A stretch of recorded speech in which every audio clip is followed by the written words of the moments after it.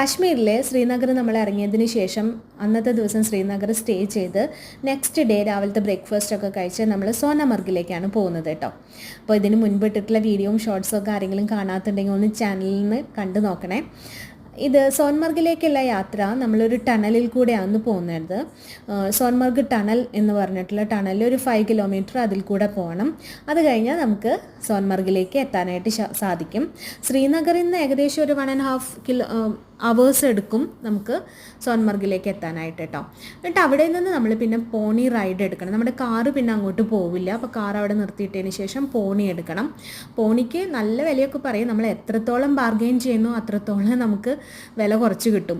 അവരുടെ ജീവിതമാർഗ്ഗം അതായതുകൊണ്ട് തന്നെ ഏറ്റവും ഹൈ ആയിട്ടുള്ള കോസ്റ്റാണ് അവർ പറയാം കേട്ടോ. അത്യാവശ്യം ആൾക്കാരൊക്കെ ഉണ്ടായിരുന്നു. പക്ഷേ ക്രൗഡഡ് ആയിട്ടുള്ള ഒരു ഏരിയ ഒന്നല്ല. ഇഷ്ടം പോലെ സ്ഥലമുള്ളതുകൊണ്ട് നമുക്ക് ഫോട്ടോസൊക്കെ എടുക്കാൻ പ്ലെയിൻ ആയിട്ട് ക്രൗഡ് അല്ലാതെ ആളുകളൊന്നും ഇല്ലാത്ത സ്പേസ് ധാരാളം കിടക്കുന്നുണ്ട് കേട്ടോ. പിന്നെ കാശ്മീർ കൂടുതൽ സമ്മറിലാണ് തോന്നുന്നു കൂടുതൽ ഭംഗി. അത്യാവശ്യം മഞ്ഞും ഉണ്ടായിരിക്കും.